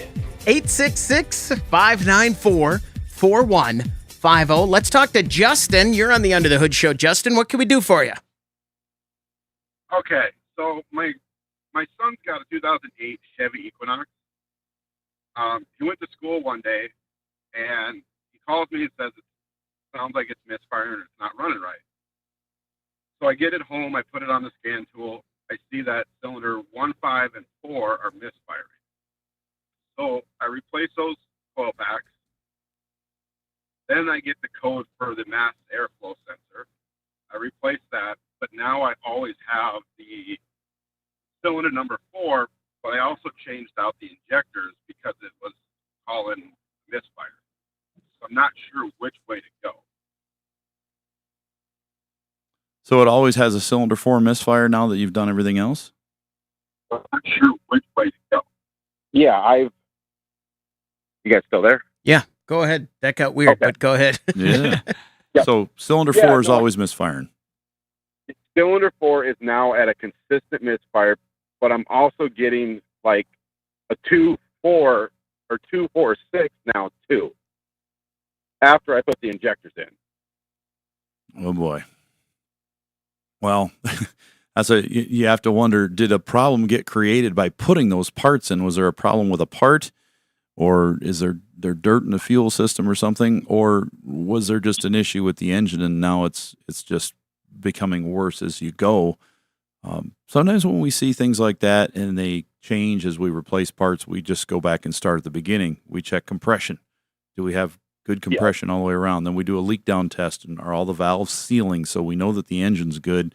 We start with that, and know that'll tell us if the engine timing is well, like the cam, or as a jump time, something going on with the cam shafts in there and the timing chains. So once we know that is good, then we proceed after that. The fuel system, the injectors working, ignition coils, things like that. And that's the other issue. Like after replacing the fuel injectors, which before I replaced all the fuel injectors, because I had bought a set and I was like, I'm just going to put them all in since I have it apart. No point in not. Mm-hmm. Before that, I would only get the cylinder 4. Now I'm getting the random 2, 4, and 6, and the code for random misfire. Mm-hmm. That's because you got the more only other now. thing and the only thing I'm wondering is how much fuel pressure the car should have, because on the check valve, unlike the older fuel injector cars, if you hit the check valve, it would shoot fuel out, but this one's not. Yeah, they won't. You're probably going to be dependent on the car. At least if you've got at least 45, you're going to fire. A lot of them run around 60. Is this a 3.6? Yes, it is a 3.6. Before I did anything else, I would check to make sure that thing's in time. Okay. But what you're describing, I mean, even if it's running now and it doesn't sound like it's ready to explode, but it's got a misfire, then you're in a good position to tear it down and put timing chains in it and have it fixed, because these engines, they either have timing chains that have failed and they've been replaced, they have failed and the motor's gone into the scrap and another one been put in it, or they're getting ready to fail. They're just a wear item that occurs, and when this starts to happen, they will go all over the place. Like one day you've got one set of cylinders missing, then the next day another set of cylinders missing, and then everything's kind of random, and then it's normal. Well, hey, what happened? Did it go back in time? We've had them do really weird stuff, and then eventually they'll start to really rattle. But the timing chains on those, yeah, they do get really wonky with that stuff. You got to pull the valve covers and put it up on top dead center and look at the top of those chains and see. And if you've even got one cam that is one tooth off, it's all off. So if he does that and gets that set, it's probably going to run just fine again. Okay. Yeah. If the motor is not rattling with valves tapping pistons and you'd hear it click, click, click, click, then we have had a lot of success by replacing those. In fact, we've even purchased a used engine with less miles on it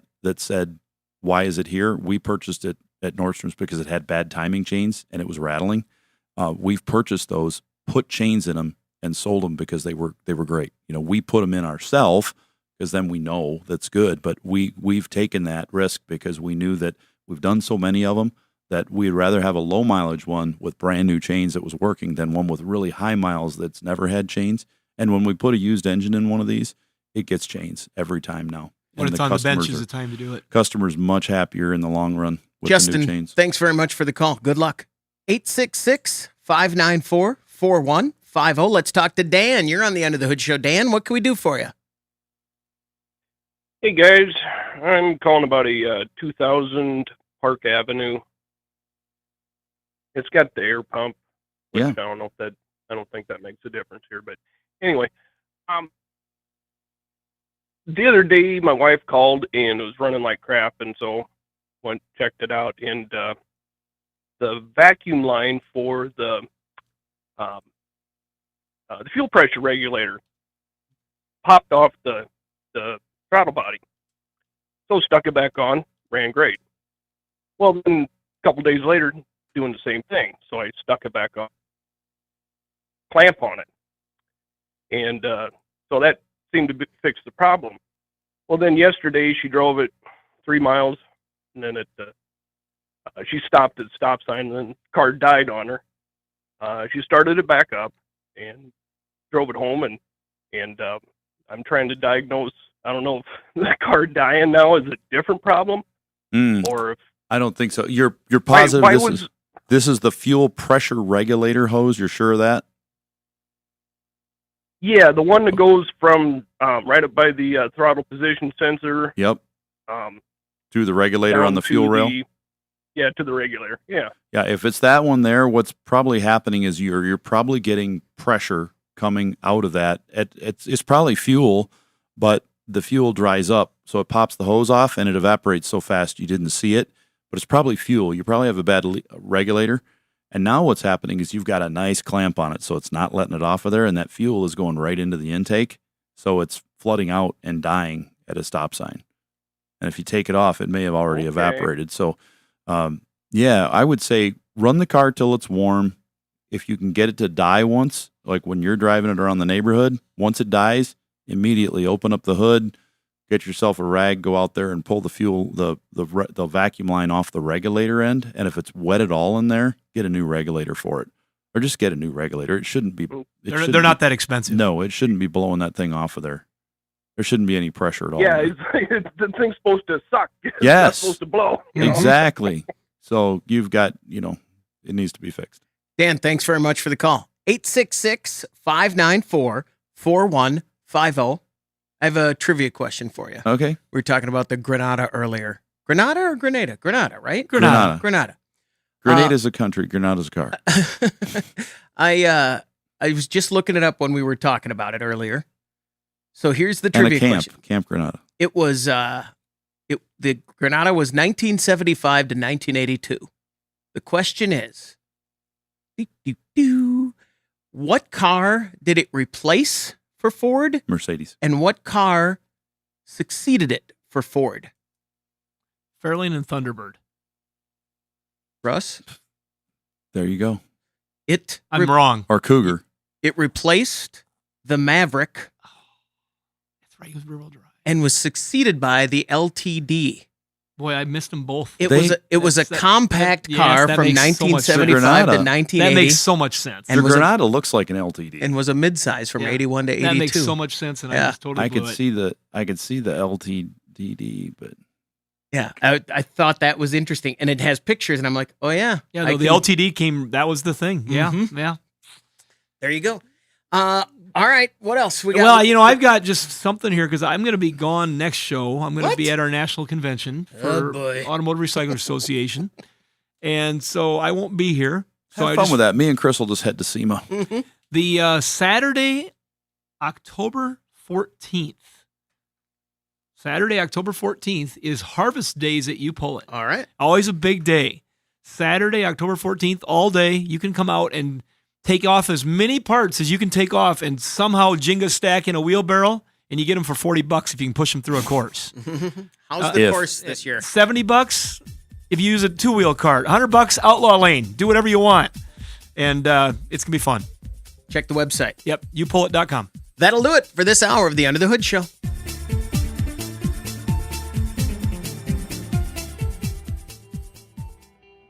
All right, this is the Under the Hood after show. I have some more facts for you that I looked up. I'm really feeling bad I missed that trivia question. Would you, once I said it, you were right in there? Once you said it, was like, oh, geez, so why did I not think of that? Yeah, the Ram. Just looking at the Dakota I'm talking about, looking at mid-size and small pickups, they're the most popular. You can't do nothing. Well, I heard they're going to bring that Dakota name back on an electric mid-size pickup. Okay. That was a rumor mill I read somewhere, and it kind of makes sense. 4 years ago, I mean, they're popular as all get out. I mean, Ford's hit a good hit with their Ranger. Ranger with the no Maverick. Range. You don't want a Ranger electric. They'll be complaining. They call the F-150 the range liar, or they call the Ranger the no Ranger. I got a no Ranger. That would be too easy, wouldn't it? I watched a test on YouTube yesterday for the new Silverado towing versus a F-150 gas. Did you see that, Chris? It's like, well, we got 120 miles and I've got 20% left. I don't think I'm going to make it much further. And it was like a mile later, it was out. I just read an article about how Ford they're taking a hit because they wanted to make it look like an F-150 versus the Rivian, which is super aerodynamic. So they said they're they're going to sacrifice aerodynamics for the look, and it worked on sales, but it's The killing them on range. aerodynamics are It's more not than what's that. killing the You know, range. Well, that's It's got a percentage of it, but it's a small percentage. Motor Trend was one of our friends and listeners, Paul from Iowa. He's the one that rebuilt the Tesla battery and does it more than once. He likes that kind of thing. Likes to punish himself, but man, saves a lot of money. You rebuild a battery for a very little compared to the $30,000 they want for a new one installed, which is Got nuts. a chance to meet Paul. Nice guy. That was So- I enjoyed our quick conversation. He's got it dead right. Nobody hates. Nobody's probably too much, but people really don't hate electric cars. And electric cars themselves really aren't bad cars. It's the battery that's the problem for everybody. If every electric car right now had a battery that on a single charge could go 500 miles, the amount of complaints would just pretty much go away. I don't even think it's that. I think if it went 200 miles, but you could charge it Fast. at the end of that 200 miles. Or charge it as fast as putting gas in the car. I want to know 10 that minutes. the 200 miles is actually going to happen every time. Well, Yeah. even if it's 200 miles towing and you could pull to the gas station, you could put the electric thing in just like you do with gas, and in 2 minutes, your electric is fully charged like the gas. But that is the problem, is the refilling of the I'd settle for 10. power. I think the Would 10 work for you? 10 minutes? Yeah, for sure. Yeah. I think Toyota, they're behind on their electric game, and that was a big deal Publicly.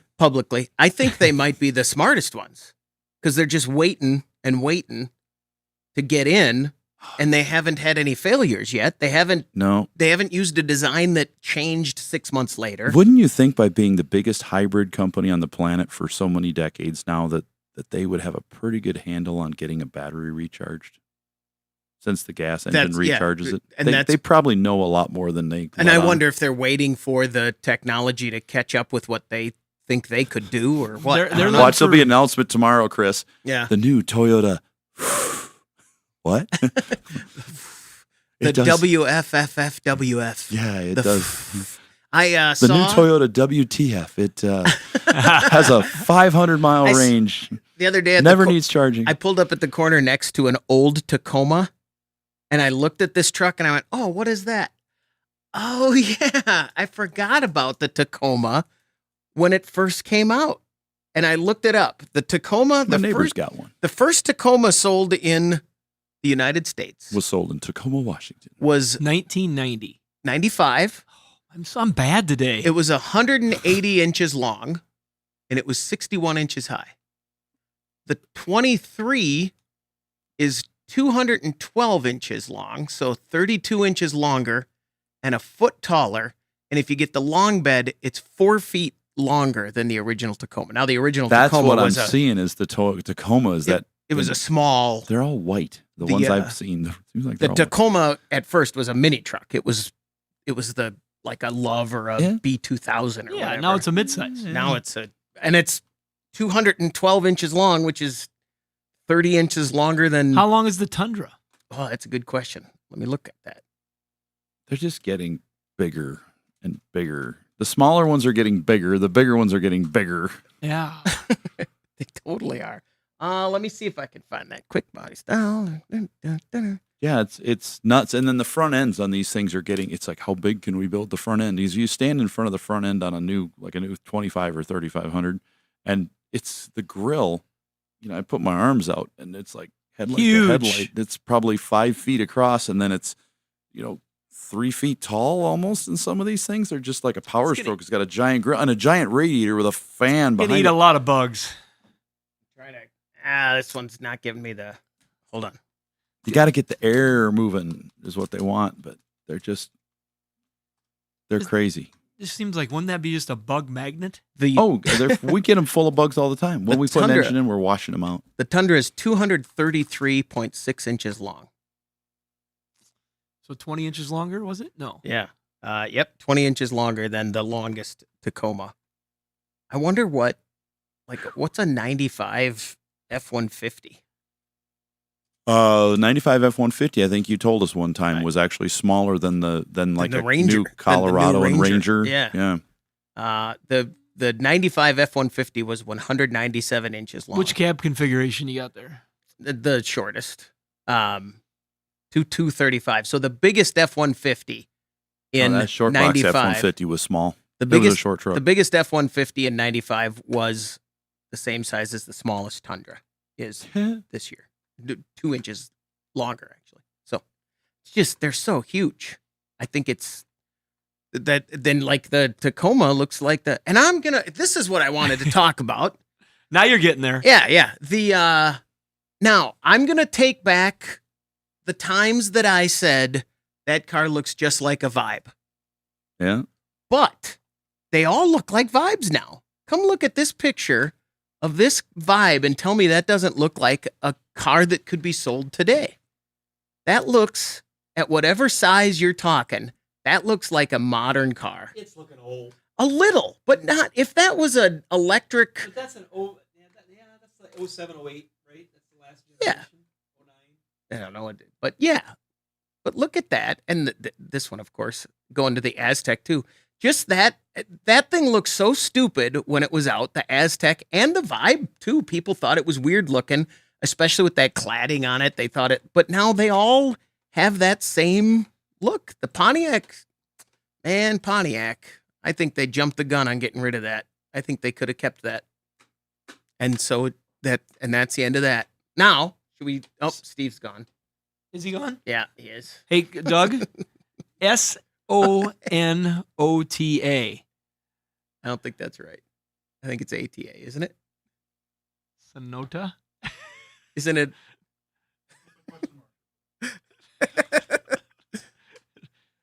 SANOTA, right? No. SONATA. Sonata. Sonata. Gosh. Sonata. I should refrain from saying anything out loud that I haven't proofread first today. Uh-huh. So there you go. All right. I think that's it. I think we're good. You good? I rode in an electric school bus. Russ is, how are the electric school buses? We talked a little bit about that last week off air. Yeah, I was going to bring it up during the show if we needed some time to fill, but you guys got 3 new electric school buses for the Garrettson School District. Yeah, and the Lion is the company that we got them from. Lion. Lion. Not Lion. Yeah, Lion. I said it Lion because I don't think it's Lion. Okay. I think it's more about lithium ion, and they combine them to make Lion. That's awesome. Wouldn't you say? Yeah. I never asked them that directly, but I'm assuming that's what it is. Their symbol kind of goes with it, and you think Lion when you see it, not Lion. Mm-hmm. Spelled the same, Small right? Spelled the same? Yeah. Shannon was actually talking to Paul about electric cars. I walked to the other side of the building, and he says, hey, he's talking to Paul about electric cars. Go back to the beginning. And he says, oh, yeah, we're getting our new electric buses today. And I walked to the other side of the building, and here comes the first one down the road on a semi-flatbed, and I take a video. I said, there's the first electric bus coming to Garrettson. I would think it's capital L, small I, capital O, capital N. You can find it on Google. Just put Lion Manufacturing. If you do that, it's going to come up with a lithium-ion battery. The first thing that pops up. Watch it. No? Go ahead. Talk about but anyway, the buses, the company, they came from the plant in Joliet, Illinois. Chicago is where they were built. And so I got a good friend of mine that I'm on the executive committee with that lives out there. And I put it on our Facebook page, and he says, hey, they're built right by me. And so they're built here in the United States. They're now I'm not going to sit here and say, and I had the same thing on the Facebook post we made. I had a lot of people like, what did happen in the wintertime? Yeah, this isn't going to be perfect on these things. We know this. But you don't know because you haven't used them. Yeah, we've talked to districts all over the place that have had them in cold climates. This manufacturer has really worked hard to have them in cold climates because that is the biggest concern we have. Sure. Well, what's the route? That's length? 45-mile route. 45 miles. And what's the route of this bus when it's warm? 120 miles. So if you cut that in half, yep, you're still out there. We're pretty sure we'll be fine doing our route, plugging in, going out and doing the route again. So, and to be fair, you've always had a backup plan if a bus breaks down. We have 2 propane-powered buses, and we have 1 diesel bus, and those are used for our activities and longer runs that we do because we couldn't trust the electric bus if we knew it was right on the edge of the range to take the kids out to a volleyball game, and they can't get back. I have a friend of mine with a Tesla, and she says her biggest thing that really burns her is the amount of people who have never driven a Tesla, don't own an electric car, don't know anything about them. They're not mechanics or anything, that think they know everything about her car. Well, that's stupid. Why'd you buy that? You're only going to get, 50 miles on a cold day. And she says, you know what? I only lose about 15 to 20% of my total range when it's been those stretches we had last year when it was 0 for several days. 15 to 20% is what I lost on that. And I'm going by my gauge. And he says, I charge it every day and I drive it 30 miles a day. So I'm not going to have a problem. It's like, why are you complaining? If you go buy one, then you can complain. It's like the people who complain they don't vote and they complain about who gets elected. When we were sitting there with the trainer from the company looking over the buses, and I was explaining to the rest of the people that were present about how they could hear noises, they could hear cooling fluids running, and they had the hood open, and you got inverters and power supplies and different things under the hood, and the batteries are sandwiched between the frame rails, straight rails. And I said, what you hear are pumps running a glycol through the batteries to cool them. And the trainer goes, no, that's not what you're hearing. I'm like, oh. And he goes, you only have coolant running through the inverters and the high circuitry electronics to keep them cool. He said the batteries, it's a Lion exclusive. They have a refrigerant system. And they're running refrigerant through the batteries to take the heat out of them. So they have a standalone heat pump that's running off the batteries. I bet they use that heat pump to try to heat the vehicle in the winter inside. It's part of the auxiliary, but we ordered ours. Now, This is going to make the people that are really all about the environment say, oh, you can't do that. Well, yeah, you do. You got to keep the kids warm. So we ordered it with a 25-gallon internal combustion auxiliary heater. S-bar heater? Like a diesel Volkswagen. Diesel heater? Diesel heater. Yep. Yeah, S-Bar makes a heater. They use them in semis. So you've seen where they say clean idle, and these semis, they'll be sitting at truck stops, and they're not running. But they're obviously warm because the frost is melted off them and the snow is there and the windows are clear. And like, how's that work? Well, this little heater, basically a little box, and instead of having a fan and a radiator cooling system, it starts up and runs this little device, and it burns the diesel fuel, and the heat comes out of, instead of going out into the air, it goes into the cooling system. You can put them on pickups like mine, whatever. It's really cool, and it does not use much fuel at all. No, and that's what they said. We'll probably fill that tank maybe twice during the season. Okay. Mm-hmm. And so that's on there because by having that auxiliary heater, then you can even save more range. And because the early ones that they put out without it, they had a hard time keeping kids comfortable in the wintertime. Mm-hmm. They couldn't generate enough heat to get any range. And so, we're happy to not be the pioneers on this one. Mm-hmm. So we're going to put these into play. But we took it for a drive, and it was so weird because you don't hear any roar. A bus, usually you think of riding a bus, it's always roar. You just you don't hear anything. You hear a little bit of pop can noise from the roof, like a pop can popping in and out. And you hear some. I can still hear the bus in my head from being a kid, changing gears. And we were all in different seats, and you could turn around and just have a normal conversation with somebody that was 4 or 5 seats back. You'd be able to yell at the kids so easily. You won't hear the in bus. that The kids will be screaming. You won't But hear I the think bus. the kids will be quieter because they're not having to communicate over the noise of the bus. No, you're absolutely right. The din will just be that much. It'll be lower. Is there noise on buses anymore with the cell phones? Aren't they all just looking down, texting each other? But then the driver, our transportation manager, Tim, he was driving, and he said, "Yep, here we go." Steps on it up to 60 miles an hour, just no problem, just go. And then that was where it was limited. They're limited at 60 miles an hour. Okay. And I yelled up and I go, "Tim, how's it feel?" He goes, "Like I'm driving a bus."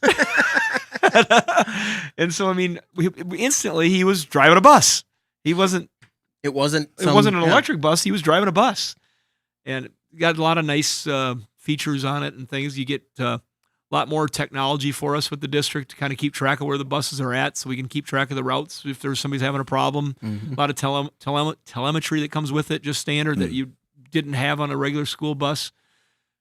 Like I said, proof is in the pudding once we start using them and over time. And of course, exactly right, get into our winter months. But we're pretty excited. When we got that opportunity for that grant through the federal government's Clean Bus Act, our business manager jumped on it, and he submitted for the maximum that we could. And when we got the thing, we're like, let's just order one bus. I think a lot of districts did that. Let's just do one bus. And after we learned and talked to other districts, we said, you know what? Let's go for 3. Mm-hmm. Let's go for the max grant, and let's go for 3 of them. And we did. And so we're pretty excited about the help it'll be for the districts. When do they start rolling them down the road? I don't know what the implementation date was going to be for sure. They already had our name on them. We had to get our camera systems put into them. It wasn't going to be long. They were going to start using them pretty soon. And then we're going to destroy the other buses. I'm going to take that on for the district with our company. And then whatever we scrap them for, we'll donate that back to the booster club. Can we blow them up or Can we something? launch them off a slingshot? cliff or something? No, Can we? it won't be that dramatic. Come on. Can we Hey, race them? think of the Can we figure YouTube eight 'em? video. How many airbags does it take to launch a bus off the ground? Can we put like 400 airbags under it Come on. simultaneously, blow them up? I got too big of a target. Shannon, please. No. Please. Can we please? School board president's going to nixnay that. Pretty please. I know him. Come on, please. What if we run 2 of them like head on into each other? Yeah. And we could fill them with like crash test dummies? Jello. We Jell-O? could put Jello in them. Come on. I wonder what they would think, though, if they said you have to send in the videos of destruction. Yeah, here it is. Yeah. Right off the Devil's Gulch. Let's see if Jesse James Yep. could have done it In a bus. Let's fill them with popcorn. Yes. Oh, How does it get hot enough in the summer to popcorn in a bus? let's go. Put the windows up. They're going to get holes knocked into blocks, and then we will separate into sections, probably just using our payloader to just pull them apart, and then we can get them into the crusher after we've taken the fluids out of them. So, All right. Fine. yeah, I'm a fun thief. So it's cash for clunkers again from the government. That's exactly what it another is. dumb idea to take a good running bus that somebody could use. Well, we at got a couple of church these that or- were getting up there to the end of their life. Oh, were they pretty rotten? We're okay with it. We should mention that it started as we need buses. Yeah. I mean, so that's how this all so we started. I think we got one or two of these that are 300,000 miles, and so it's when an old bus is done, nobody wants them, right? Unless you got one odd person that wants to make it into a party bus, camper. I don't know if I ever told you. You can't sell them very easy. Paint it purple. Your church was looking for a bus one time about 20 years Yeah, it's ago. been a while ago. And your pastor and Doug, they said, "Hey, you want to come check out the bus?" I'm like, "Sure." So we're driving down the interstate, and those two are sitting in the back, and I'm driving down the interstate. This old bus, man, underpowered. They had the Cummins diesel, no turbo on them. They were just barely hit. 55 was wide open. If you got going downhill, you could get her up to 55. Fine in town, but boy, they were not. They were not highway not buses. a highway bus. No, and they were all. You get an arm workout trying to keep it straight going down the road because the steering was so loose. You could turn about a quarter turn each way. Like Penn and Teller's video game, the bus ride. Remember that one? I do not. It was a video game that Penn and Teller made. You had to drive a bus from like Las Vegas to Phoenix. It was in real time, and it pulled to the right, and that was it. If you made the trip, you got 1 point. Congratulations. And that was it. And it's a niche now. People love that game, and it's just real. Did they actually make the game? Yeah. Yep. It's like however long that drive is, and you just have to just keep it in the lane. That's it. And it pulls to the right, so you got to be on it the whole time. All right. I think that'll do it. We ready? I'm ready. I'm bailing out. Thanks for watching the Under the Hood Show. Click like, subscribe, and what's the other one? Notifications. Remind. Just comment. Do something. Come on, please. Signs of life. Thanks, everybody.